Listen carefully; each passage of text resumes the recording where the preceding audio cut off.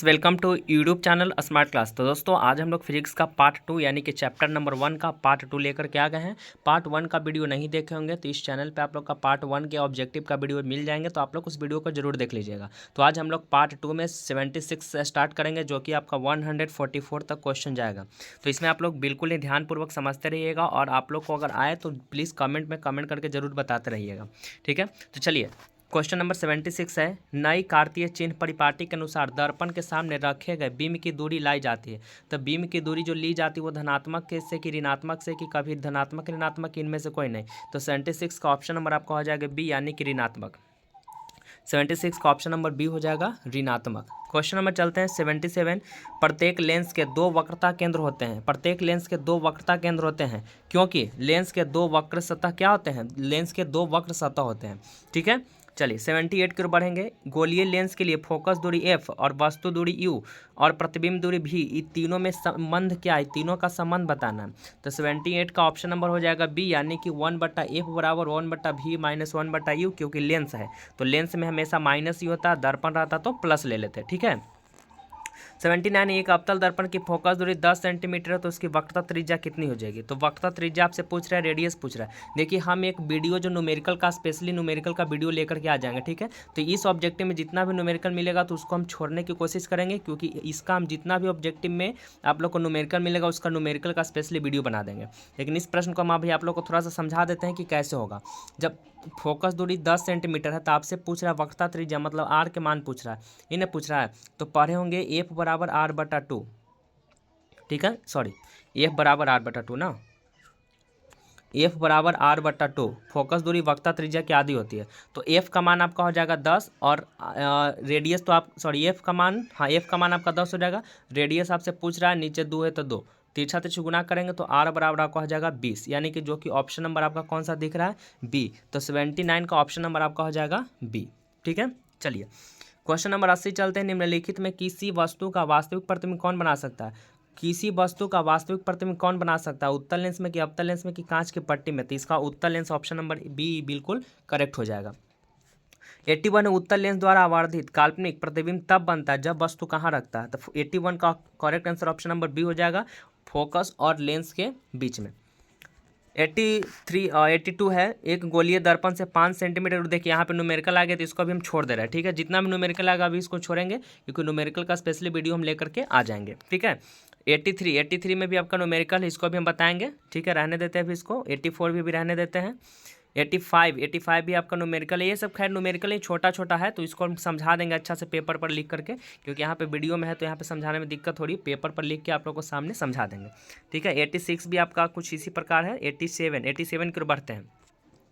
किसी बिंदु वस्तु से निकलकर किरणें किसी लेंस से अपवर्तित होकर जिस बिंदु पर मिलते उसे क्या कहते हैं। तो 87 का बिल्कुल correct answer option number C हो जाएगा, यानी कि फोकस, ठीक है। 88 है, किसी शब्दकोश में पाए गए छोटे अक्षरों को पढ़ते समय आप कौन सा लेंस पसंद करेंगे। किसी छोटे अक्षर को पढ़ना है तो छोटा अक्षर को पढ़ने के लिए कौन सा लेंस का प्रयोग करेंगे। तो छोटा अक्षर को पढ़ना है ना, तो छोटा अक्षर को पढ़ने के लिए हम लोग 50 सेंटीमीटर फोकस दूरी का अवतल लेंस का प्रयोग करेंगे, यानी 88 का ऑप्शन नंबर बी हो जाएगा। नेक्स्ट है, फोटोग्राफी कैमरा का अभिदृशक होता है। फोटोग्राफी जो कैमरा होता है उसका अभिदृशक यानी प्रवर्तक सतह क्या होता है। तो 89 का ऑप्शन नंबर आपका हो जाएगा सी, यानी कि उत्तल लेंस, ठीक है। 89 का हो जाएगा आपका ऑप्शन नंबर सी, उत्तल लेंस। 90 है, प्रकाश तरंग का उदाहरण है। प्रकाश तरंग किसका उदाहरण है। तो प्रकाश तरंग इनमें से क्या है बाबू। तो प्रकाश तरंग आपका विद्युत चुम्बकीय तरंग है, जो कि ऑप्शन नंबर बी करेक्ट है। 91 है, दंत विशेषज्ञ किस दर्पण का उपयोग मरीजों को दांतों का बड़ा प्रतिबिंब देखने के लिए करता है। तो 91 का बिल्कुल सही आंसर ऑप्शन नंबर बी, यानी कि अवतल दर्पण हो जाएगा। 92 है, कौन सा लेंस अपसारी लेंस भी कहा, किस लेंस को अपसारी लेंस कहते हैं, जल्दी बताइए। इसका जवाब आप लोग कमेंट में जरूर करेंगे, क्योंकि यहाँ पे ऑप्शन तो दिया हुआ है लेकिन इसका कमेंट में जवाब जरूर करेंगे। छोड़ दिया जाए कि बता दिया, चलिए बता देते हैं कौन सा लेंस अपसारी लेंस है। तो अपसारी की अभिसारी, हाँ अपसारी है। तो 92 का ऑप्शन नंबर आपका हो जाएगा ए, यानी कि अवतल लेंस, और अभिसारी कहते हैं उत्तल लेंस को, ठीक है। चलिए नेक्स्ट है, एक प्रयोग में अवतल दर्पण द्वारा किसी बीम का प्रतिबिंब एक पर्दे पर प्राप्त किया जाता है। दर्पण की फोकस दूरी को निर्धारित करने के लिए प्रयोगकर्ताओं को मापने की क्या जरूरत है, कहाँ कहाँ से उस वस्तु को रखेगा। तो 93 का ऑप्शन नंबर आपका हो जाएगा सी, यानी कि दर्पण तथा पर्दा के बीच की दूरी, ये भी आपका सही है। दर्पण तथा बीम के बीच की दूरी, ये भी आपका सही है। और ऑप्शन नंबर आपका जो सी दिख रहा है, ए और बी दोनों, तो ए और बी दोनों आपका बिल्कुल सही हो जाएगा। ठीक है, चलिए 94 है, गोलीय दर्पण के परावर्तक पृष्ठ की वृत्ताकार सीमा रेखा का व्यास क्या कहलाता है? तो 94 का correct answer option number D हो जाएगा, गोलीय दर्पण का द्वारक। ठीक है, ऑप्शन नंबर आपका डी हो जाएगा, गोलीय दर्पण का द्वारक। चलिए चलते हैं क्वेश्चन नंबर 95। यहाँ पे भी आपका न्यूमेरिकल है जो कि छोटा छोटा है, लेकिन आप लोग को एकदम छोटा छोटा लेवल से समझाने की कोशिश करेंगे पेज पर ला करके। ठीक है ना, यहाँ पे भी समझाएंगे तो ज़्यादा आप लोग को समझने में दिक्कत हो जाएगी। चलिए क्वेश्चन नंबर 96 करते हैं। यदि किसी बीम का प्रतिबिंब का आवर्धन ऋणात्मक है तो उस प्रतिबिंब की प्रकृति क्या होगी? तो 96 का ऑप्शन नंबर हो जाएगा ए, वास्तविक एवं उल्टा। 96 का ऑप्शन नंबर ए हो जाएगा, वास्तविक एवं उल्टा। नेक्स्ट प्रश्न की ओर बढ़ते हैं। गोलीय दर्पण का परावर्तक पृष्ठ वक्रित होता है। वक्रित मतलब वो जो तिरछा वाला देख रहे हैं उसी को बोलते हैं वक्रित। देखिए इस प्रकार से, तो ये जो तिरछा आपको इस प्रकार जो दिख रहा है ये आपका वक्रित। तो गोलीय दर्पण का परावर्तक सतह वक्रित होता है किधर की ओर? बताइए किधर की ओर होता है, जल्दी से बताइए, अंदर या बाहर की ओर? तो वक्रित सतह आपका होता है अंदर और बाहर दोनों, यानी ऑप्शन नंबर आपका सी हो जाएगा। ठीक है, चलिए उसके बाद चलते हैं 98 नंबर। एक वह गोलीय दर्पण जो अंदर की तरफ वक्रित हो, अंदर की तरफ रहता है, उसको क्या कहते हैं? तो जो अंदर की तरफ मुड़ा रहेगा उसको बोलते हैं क्या है, दर्पण बोल रहा है ना। वह गोलीय दर्पण जो अंदर की तरफ वक्रित हो, अंदर की तरफ मुड़ा रहेगा, उसको क्या कहते हैं? तो उसको कहते हैं अवतल दर्पण। ठीक है ना, उसको, एक मिनट गलती है क्या, नहीं अवतल दर्पण ही होना चाहिए। ठीक है, वह गोली जो अंदर की तरफ वक्रित हो उसको क्या कहेंगे? अवतल दर्पण। चलिए नेक्स्ट है, वह गोलीय दर्पण जो बाहर की तरफ वक्रित हो, जो बाहर की तरफ उठा हुआ रहेगा, तो बाहर की तरफ रहेगा उसको कहते हैं हम लोग अवतल, समतल, उत्तल की इनमें से कोई नहीं। तो 99 का ऑप्शन नंबर आपका हो जाएगा सी, यानी कि उत्तल दर्पण। ठीक है, उत्तल दर्पण। दर्पण आप लोग को आता है ना पारना, ये आपका हो जाता है अवतल दर्पण। ठीक है, ये आपका है अवतल दर्पण, और ये जो आपका हो जाएगा ये आपका हो जाएगा उत्तल दर्पण। ठीक है ना, इसमें क्या रहेगा, बाहर से रंगा रहेगा, और इसमें क्या रहेगा, अंदर से रंगा रहेगा। ठीक है, तो आपसे क्या पूछा, बाहर की तरफ वक्रित, बाहर की तरफ वक्रित, देखिए बाहर की तरफ मुड़ा हुआ यही ना है, बाहर की तरफ मुड़ा हुआ। बोलो कि ये भी तो सर बाहर की तरफ मुड़ा हुआ है, तो ये बाहर की तरफ तो मुड़ा हुआ है, लेकिन इसका प्रवर्तक सतह कहाँ है? देखिए ये बाहर की तरफ मुड़ा हुआ है। एक मिनट इसको हम थोड़ा सा मिटा के बता देते हैं। देखिए ये तो आपका हो जाएगा अवतल, ये हो जाएगा आपका उत्तल। ठीक है, तो अवतल में क्या होता है, बाहर से रंगा रहेगा, और अब उत्तल में अंदर से रंगा रहेगा। अब बोल रहा है बाहर की तरफ वक्रित, तो बाहर की तरफ देखिए मुड़ा हुआ ही ना है, जहाँ पे रंगा नहीं रहना चाहिए, ये बाहर की तरफ मुड़ा हुआ है। ठीक है, तो ये आपका हो जाएगा उत्तल दर्पण। और अवतल दर्पण में क्या होगा, अंदर की तरफ देख रहे हैं धंसा हुआ, प्रवर्तक सतह धंसा हुआ है, तो ये आपका हो जाएगा अवतल। ठीक है, चलिए नेक्स्ट है, गोलीय दर्पण के परावर्तक पृष्ठ के केंद्र के पृष्ठ को क्या कहते हैं? तो 100 का बिल्कुल correct answer option number B हो जाएगा, यानी कि उसको ध्रुव कहते हैं। 101 है, गोलीय दर्पण का वक्रता केंद्र को किस अक्षर से निरूपित किया जाता है? तो 101 का बिल्कुल सही आंसर ऑप्शन नंबर सी, यानी कि वक्रता केंद्र को हम लोग सी से दर्शाते हैं। और दर्पण में वही चल जाएगा, तो वक्रता केंद्र को हम लोग 2F से दर्शाते हैं। 2F ई लेंस के लिए हो जाता है, ई लेंस के लिए हो जाएगा। ठीक है ना, दर्पण के लिए सी हो जाएगा। नेक्स्ट है, किसी लेंस द्वारा उत्पन्न आवर्धन का ऐसा ही मात्रक, देखिए आवर्धन का ऐसा मात्रक होता ही नहीं है। ठीक है ना, इसमें इनमें से कोई नहीं दिया हुआ। अच्छा मात्रा, हाँ देखिए दिया हुआ है मात्रक विहीन। तो सबसे पहली बात, किसी लेंस द्वारा उत्पन्न आवर्धन का ऐसा मात्रक क्या होता है? तो इसका ऐसा मात्रक नहीं होता है, यानी ये मात्रक विहीन होता है। और साथ साथ में अपवर्तनांक का भी ऐसा मात्रक नहीं होता। दो बात को जरूर याद रखेंगे, आवर्धन और अपवर्तनांक का ऐसा मात्रक नहीं होता है। निम्न में से किस लेंस की फोकस दूरी पॉजिटिव होती है? किस लेंस की फोकस दूरी धनात्मक होती है? तो वो होता है दोस्त आपका उत्तल लेंस। ठीक है, वो आपका होता है उत्तल लेंस। नेक्स्ट है, गोलीय दर्पण के ध्रुव तथा वक्रता त्रिज्या से गुजरने वाली सीधा रेखा को क्या कहते हैं? तो इसको हम लोग कहते हैं जाकर के मुख्य अक्ष। क्या कहेंगे दोस्त? इसको कहेंगे हम लोग मुख्य अक्ष। चलिए क्वेश्चन नंबर चलते हैं 105 की ओर। सूर्य के प्रकाश के संकेंद्रण से उत्पन्न ऊष्मा के कारण जल उठता है। अगर एक जगह पर सूर्य के प्रकाश को रखा जाए तो क्या जल जाएगा? यहाँ पे कागज जल जाएगा। ठीक है ना। नेक्स्ट है, किस दर्पण से हमेशा वस्तु से छोटा प्रतिबिंब बनता है? वस्तु से छोटा प्रतिबिंब किस में बनता है? तो आपका बनता है उत्तल दर्पण में। उत्तल दर्पण में लेंस रहता है तो यहाँ पे अवतल हो जाता है ना। नेक्स्ट है, टॉर्च एवं वाहनों के उग्र दीपों मतलब हेडलाइट में किस दर्पण का प्रयोग होता है? यानी गाड़ी के हेडलाइट में कौन सा दर्पण का प्रयोग होता है? तो वो होता है दोस्त आपका अवतल दर्पण। ठीक है, गाड़ी की हेडलाइट में अवतल दर्पण और गाड़ी के साइड मिरर में उत्तल दर्पण। नेक्स्ट है, वाहनों के साइड मिरर पीछे के देखने में किस दर्पण का प्रयोग होता है? लीजिए ये तो अभी हम बता दी, इसका ऑप्शन नंबर हो जाएगा सी। 108 का ऑप्शन नंबर आपका हो जाएगा सी, यानी कि उत्तल दर्पण। नेक्स्ट है, इनमें से कौन दर्पण का सूत्र है? देखिए दर्पण का सूत्र आप लोग एकदम बिल्कुल पढ़े होंगे, आप भूले भी नहीं होंगे, दर्पण का सूत्र सत्यापन भी किए होंगे। जो भी बच्चे को अगर दर्पण का सूत्र सत्यापन करने में यानी सिद्ध करने में प्रॉब्लम है, इस चैनल पे आपको बिल्कुल ईजी तरीका से दर्पण सूत्र और लेंस सूत्र का वीडियो पड़ा हुआ है, आप लोग आराम से देख सकते हैं और बिल्कुल समझने की कोशिश भी जरूर करिए, क्योंकि समझाया ही गया ऐसा कि आप लोग को समझ में आ जाएगा। एक बार जरूर वीडियो को देख लीजिएगा जिनको दर्पण सूत्र और लेंस सूत्र समझने में दिक्कत होती है। ठीक है, तो 109 है, इनमें से कौन दर्पण का सूत्र है? तो 109 का आपका correct answer option number A हो जाएगा, 1/f बराबर 1/v प्लस 1/u। और लेंस सूत्र जैसी रहेगा तो यहाँ पे माइनस हो जाएगा। तो देखिए इसका जो ऑप्शन नंबर बी है वो लेंस सूत्र है, आई दर्पण सूत्र आपका ए हो जाएगा। ठीक है, चलिए, दो पृष्ठों से घिरा हुआ कोई पारदर्शी माध्यम जिसका एक या दोनों पृष्ठ गोलीय है उसको क्या कहते हैं? बताइए, तो अभी पढ़े हैं, इसको हम लोग क्या कहेंगे? दो पृष्ठ से घिरा हुआ कोई पारदर्शी माध्यम, दो पृष्ठ, तो दो पृष्ठ से इसका मतलब लेंस है, जहाँ दो पृष्ठ होगा लेंस ही होगा। 111 है, उत्तल लेंस को क्या कहते हैं? 111 का करेक्ट आंसर क्या होगा? तो उत्तल लेंस को हम लोग अभिसारी लेंस भी कहते हैं, ऑप्शन नंबर ए बिल्कुल सही होगा। लेंस के कितने वक्रता केंद्र होते हैं बाबू? तो लेंस के दो वक्रता केंद्र होंगे, क्योंकि दोनों तरफ आपका फोकस हो जाता है, 2f दोनों तरफ होता है ना, 2f दोनों तरफ होता है। देखिए इधर यहाँ पे ओ, यहाँ पे f है, यहाँ पे 2f, तो एक 2f इधर और यहाँ पे भी f, यहाँ पे 2f, तो एक इधर, यानी टोटल वक्रता केंद्र क्या हो गया? 2 हो गया।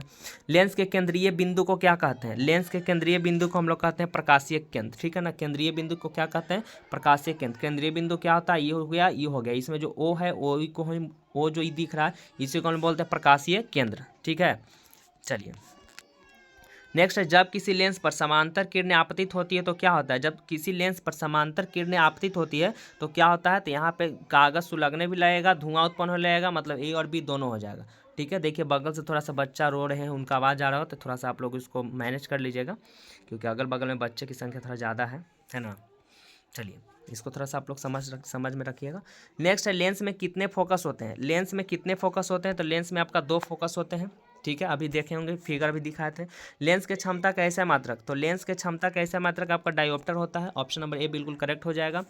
117 है, उत्तल लेंस की क्षमता क्या होती है? उत्तल लेंस की क्षमता हमेशा पॉजिटिव होती है, यानी कि धनात्मक होती है। 118 है, अवतल लेंस की क्षमता कैसी होती? तो अवतल लेंस की ऋणात्मक हो जाएगी। लेंस बोल रहा है दोस्त, लेंस ध्यान रखिएगा, उत्तल लेंस की क्षमता धनात्मक, अवतल लेंस की क्षमता ऋणात्मक। ठीक है, अगला क्वेश्चन है, प्रकाश गमन करता है तो प्रकाश हमेशा कौन रेखा में गमन करेगा? तो प्रकाश हमेशा सीधी रेखा में गमन करती है। 120 क्वेश्चन है, एक अवतल लेंस की फोकस दूरी, देखिए मैथ है कि इसको छोड़ दिया जाए। 121 में भी आपका न्यूमेरिकल है, छोड़ दिया जाए। 22 में भी न्यूमेरिकल है, छोड़ देते हैं। चलते हैं 23 की ओर। 22 का जवाब आप लोग देंगे, 22 हम छोड़ेंगे नहीं, 22 आप लोग को जवाब देना होगा। 22 का जो जवाब है आप लोग कमेंट में जरूर करिएगा कि इसका कितना आंसर होना चाहिए। ऐसा क्वेश्चन है भाई 2-3 गो आ गया मतलब इस वीडियो में, पहले वाले वीडियो में भी ऐसा क्वेश्चन था, आज वाला भी में क्वेश्चन आ गया, तो आप लोग कमेंट में इसका आंसर बताएंगे। इसका आंसर क्या होगा कमेंट में करके जरूर बताइएगा। चलिए 23 है, जिस वस्तु से प्रकाश निकलता है उसे क्या कहते हैं? तो जिस वस्तु से प्रकाश निकलता है उसे हम लोग को प्रकाशीय वस्तु यानी प्रकाश स्रोत कहते हैं। ठीक है, प्रकाश की किरणें को समूह को क्या कहते हैं? तो प्रकाश की किरण को हम लोग क्या कहते हैं? किरण पुंज कहते हैं, यानी ऑप्शन नंबर आपका बी बिल्कुल करेक्ट हो जाएगा। ठीक है, ऑप्शन नंबर बी आपका बिल्कुल सही होगा। 125 है, प्रकाश की किरणों का पथ वाले चित्र को क्या कहते हैं? प्रकाश की किरणों का पथ दर्शाने वाले चित्र को क्या कहते हैं? तो 125 का ऑप्शन नंबर हो जाएगा ए, यानी कि किरण आरेख। चलते हैं 126 की ओर, आवर्धन का ऐसा मात्रक। अभी बताते हैं कि आवर्धन और अपवर्तनांक का ऐसा मात्रक नहीं होता है, तो इसमें से हो जाएगा कोई नहीं, यानी ऑप्शन नंबर डी आपका बिल्कुल करेक्ट होगा। 127 है, उत्तल दर्पण के सामने एक वस्तु को रखा गया जिसकी प्रतिबिंब की प्रकृति कैसी होगी? तो उत्तल लेंस के सामने कोई वस्तु रखा गया है तो इसकी प्रतिबिंब की प्रकृति हमेशा काल्पनिक होती है, यानी ऑप्शन नंबर आपका ए बिल्कुल सही होगा। चलते हैं 128वां प्रश्न, किसी लेंस की क्षमता 2 डायोप्टर रहते हैं। देखिए न्यूमेरिकल टाइप का है, छोड़ दिया जाए अभी। निम्नलिखित में किसका अपवर्तनांक सबसे अधिक होता है? सबसे अधिक अपवर्तनांक किसका होगा? तो सबसे अधिक अपवर्तनांक आपका इसमें और क्या दिया हुआ? हीरा दिया हुआ है, कांच है, बर्फ है, हाँ तो हीरा दिया हुआ, तो इसका ऑप्शन नंबर आपका डी हो जाएगा, हीरा। हीरा का अपवर्तनांक कितना होता है दोस्त? हीरा का अपवर्तनांक 2.42 होता है। निम्नलिखित में किस लेंस को अभिसारी लेंस कहते हैं? देखिए फिर से प्रश्न दोहरा हुआ हो गया, रिपीट हो गया, तो उत्तल लेंस को हम लोग अभिसारी लेंस कहते हैं। नेक्स्ट प्रश्न की ओर बढ़ेंगे, दर्पण के सामने किसी भी दूरी पर स्थित वस्तु का प्रतिबिंब सीधा प्रतीत होता है तो वो कौन सा दर्पण होगा? दर्पण के सामने किसी भी दूरी पर अगर वस्तु का प्रतिबिंब सीधा बन रहा है तो वो कौन सा दर्पण हो जाएगा? तो 131 का ऑप्शन नंबर हो जाएगा डी, या तो वो समतल हो सकता है, नहीं तो वो उत्तल हो सकता है। ठीक है, चलिए अगला प्रश्न की ओर बढ़ते हैं, निम्नलिखित में किस माध्यम में प्रकाश की चाल सबसे अधिक होती है? तो प्रकाश की सबसे चाल होती है निर्वात में, जहाँ पे जिसको बोलते हैं वैक्यूम, जहाँ पे हवा की मात्रा नहीं के बराबर होती है। तेलीय कागज होता है, तेलीय कागज क्या होता है? तेलीय कागज पारभासक होता है, जिससे पारभासक किसको कहते हैं? जिससे प्रकाश का कुछ अंश पार हो जाए। प्रकाश का पूरा अंश प्रकाश पार हो जाए तो पारदर्शी, प्रकाश एको ठो पार ना होता अपारदर्शी, प्रकाश का थोड़ा सा अंश पार हो तो हो जाएगा प्रभासी, जिसको प्रभासक भी कहते हैं। समतल दर्पण की फोकस दूरी होती है, तो समतल दर्पण की फोकस दूरी आपका हो जाएगा अनंत, यानी ऑप्शन नंबर ए बिल्कुल करेक्ट हो जाएगा।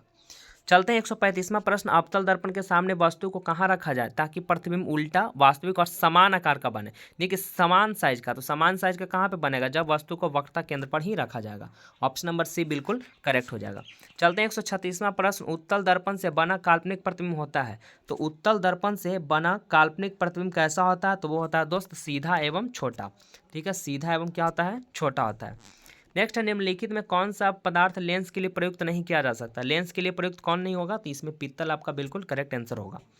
138 चलते हैं, एक गोलीय दर्पण की फोकस दूरी 20 है, तो गोलीय दर्पण कैसा है? देखिए गोलीय दर्पण आपसे पूछ रहा है, तो फोकस दूरी प्लस में है, तो देखिए किस चिन्ह परिपाटी पढ़े होंगे तो उसमें बताया गया हो कि किस में प्लस होता है। तो 138 का क्या होना चाहिए? उत्तल, अवतल, समतलोत्तल। ठीक है, तो इसका कमेंट करके आप लोग जरूर बताएंगे। अगर पढ़े होंगे तो कमेंट करके जरूर बताएंगे, लेकिन इतना आप लोग को हम बता देते हैं कि इसमें से कोई नहीं होगा। तो क्या होगा आप लोग कमेंट करके आप लोग को बताना है। इसमें कमेंट करके बताएंगे कि इसका आखिर कौन सा दर्पण हो जाएगा।